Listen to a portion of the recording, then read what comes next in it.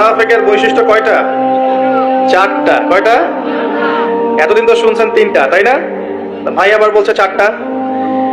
চারটা একটা হাদিসের মধ্যে আছে, মুনাফিকের বৈশিষ্ট্য চারটা। এক, যখন কথা বলে মিথ্যা বলে। কথা বললেই কি বলবে? মিথ্যা। আছে না লোকজন আবার? আচ্ছা, দুই নাম্বার হচ্ছে ওয়াদা করলেই খেলাফ। ওয়াদা করলে কি? খেলাফ। তিন নাম্বার, যখন কোনো আমানত দেয়া হয়, আমানত তো বুঝি, আমানত অঙ্গীকার, আমানত দেয়া হয়, তখন সেটার খেয়ানত করে।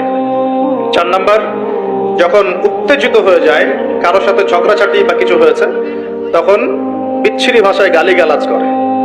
নবীজি বলছেন, যার মধ্যে চারটি বৈশিষ্ট্য আছে সে পাক্কা মুনাফিক। যার মধ্যে চারটার যে কোনো একটা আছে, যতক্ষণ সেটা ত্যাগ করছে না ততক্ষণ তার মধ্যে মুনাফিকের একটা আলামত থেকে যাবে, বলি নাউজুবিল্লাহ।